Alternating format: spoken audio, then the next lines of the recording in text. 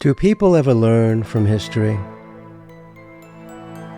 Have you ever been accused of something you didn't do? Or has anybody ever misinterpreted something that you did and made it seem much worse than it really was? Have you ever accused somebody of something without knowing all the facts? Have you ever joined in with the accusers without knowing all the facts, without any interest at all in what their side of the story is, or assuming that perhaps they were innocent and you were just believing somebody was falsely accusing them? That is what happened in Salem, Massachusetts in the late 1600s. Welcome along, fellow time travelers and strange historians.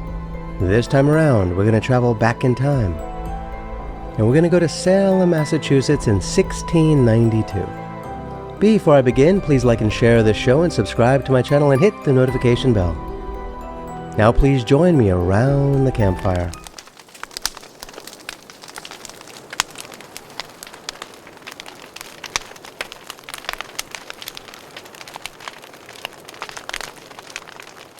Imagine, the year is 1692. You are in Salem, Massachusetts. It has been one of the coldest winters on record. It's difficult to stay warm inside. Neither you nor many others have much food to eat. You are living in a semi-isolated village where just about everyone knows you, and you know them. Many are poor, starving, and dying from illnesses and attacks by the natives. There's a knock on your door. You quickly walk over and open it, and there stands the High Sheriff.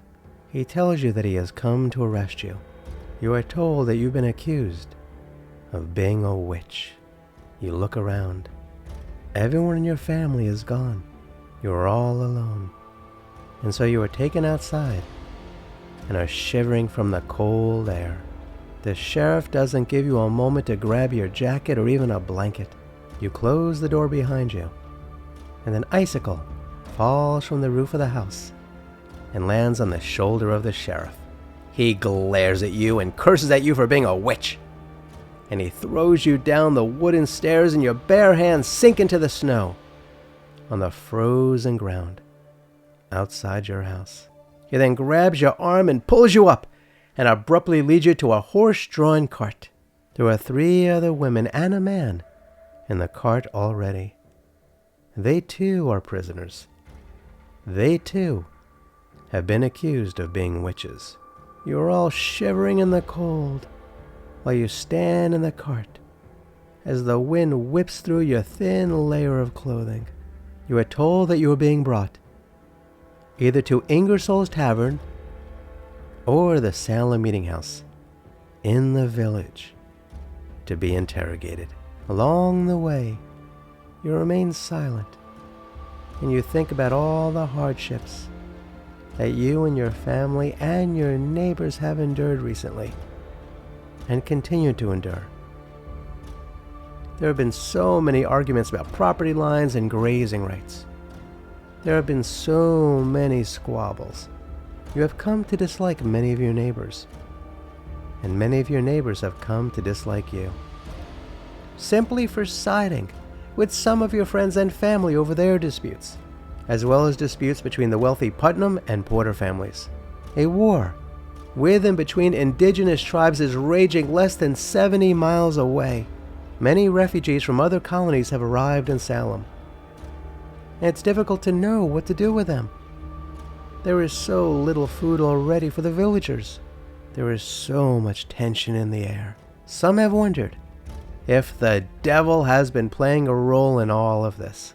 When the cart stops, you are brought into the building. It is filled with those you have seen and known your entire life. You are led in front of a table where several men are sitting, some of whom you do not recognize. But you know that they are judges and ministers. And there is a colonial magistrate named William Stoughton. You turn and see your accusers. There are a handful of preteen and teenage girls When you turn and look at them, they start screaming that you have possessed and are possessing them, and that you are in league with the devil. You are told that after physician Dr. Griggs was unable to cure them with the usual remedies, the girls were diagnosed by him as being, quote, under an evil hand, end quote. After all, you are told, witches typically target the children. As you look at each of the girls, they start screaming and falling upon the floor and beg you to leave them alone. You see, Abigail Williams, she is the Reverend Parris's niece. She's 11 years of age. She was among the first to experience, quote, fits, end quote. For reasons unknown, she often leaps high into the air, as if she was possessed by a bird. Next to her is Ann Putnam Jr.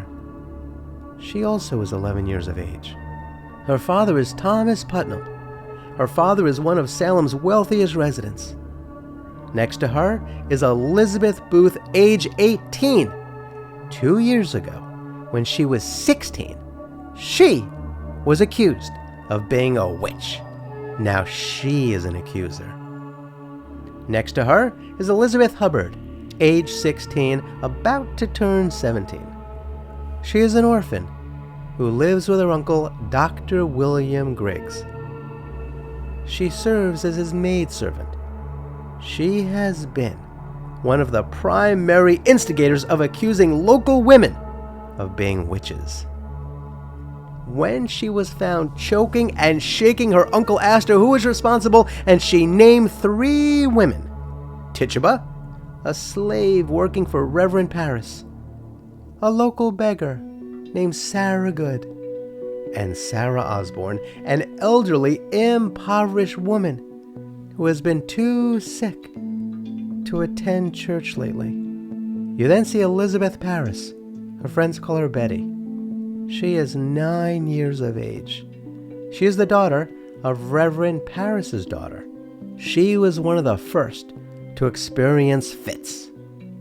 Word has it that she recently became strangely ill, and she ran around her father's house hiding under furniture, was screaming in pain, sometimes babbled nonsensically, and sometimes she barked like a dog.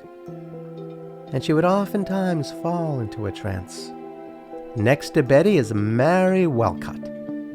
She is 17 years of age and is the daughter of Captain Jonathan Walcott.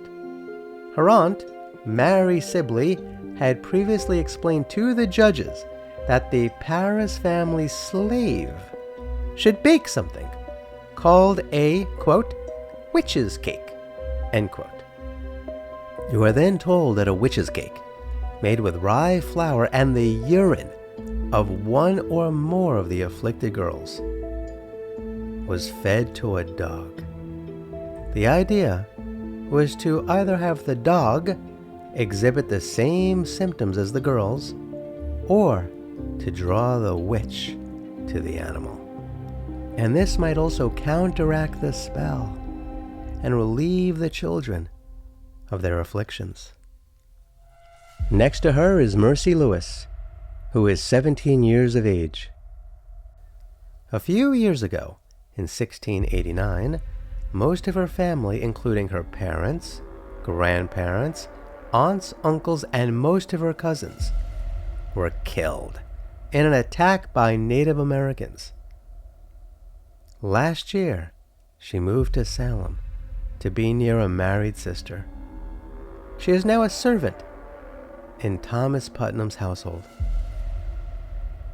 Next to her is Mary Warren. At 18 years of age, she is the oldest accuser. She is a servant for John and Elizabeth Proctor. Next to her is Susanna Sheldon, who just turned 18 years of age. Originally from Maine, she fled to Salem after the death of her father and elder brother, and loss of the family farm. Susanna lives in poverty. She has been making witchcraft accusations against Salem's wealthiest and most prominent couples. All of the girls have been described as being afflicted, and you can see why. as he watched them contort their bodies and have fits and throw objects and scream and fall into deep trances and complain of prickling skin. It's a horrible sight to see, and you wonder who in the world is doing this to them, because it isn't you, and you know it. And yet here you stand, being accused of doing something that you aren't doing.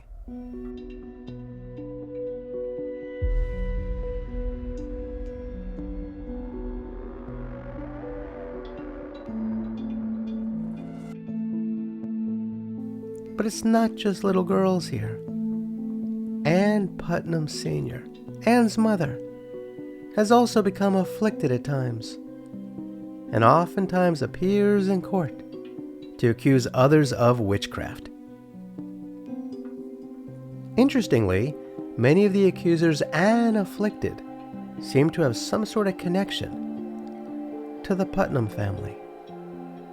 It's almost as if they are engaged in some sort of vendetta against the enemies of the Putnam family.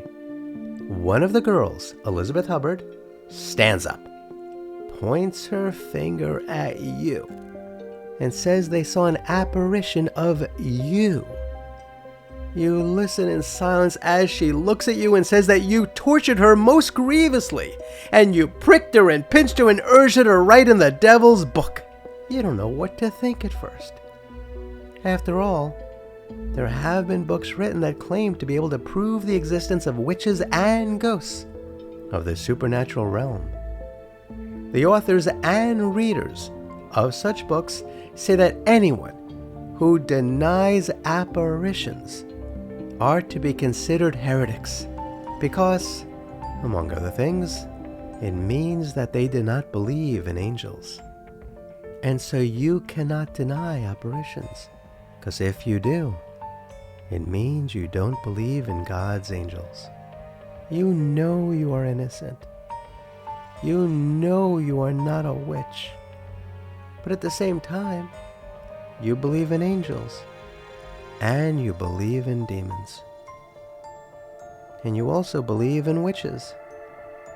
And all your family and neighbors believe as you do. And so you think to yourself, maybe you are a witch. Or maybe you have been possessed by a demon, and you just don't know it. You have no lawyer, or anyone who will speak on your behalf to defend you. In fact, none of your friends or family or anyone else will speak on your behalf, because if they do, they might be accused of being witches, or in league with the devil. You are now told that if you just plead guilty and apologize, you might be able to go free. But at the same time, you are convinced that if you lie, your soul will be damned for eternity.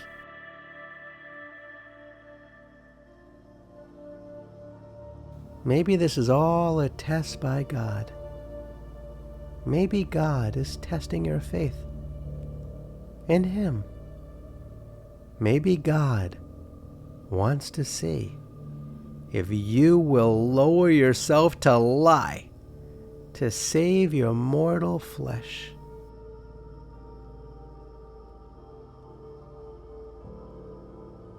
But if you think that you might be a witch, or that you might be possessed by a demon, would you be lying?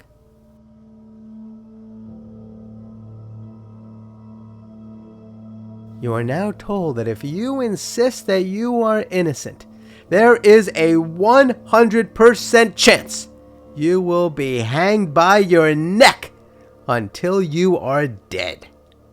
And all your personal possessions will be confiscated, leaving your family with nothing, and you will be buried in an unmarked grave.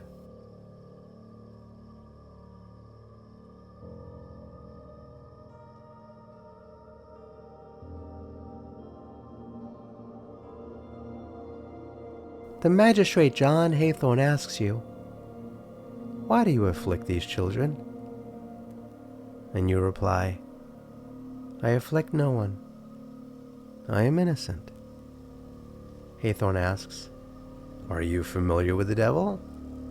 Are you a witch? You shake your head and say, I know nothing of it. I know not what a witch is. Haythorn scrunches his forehead. He looks at you and asks, then how do you know that you are not a witch?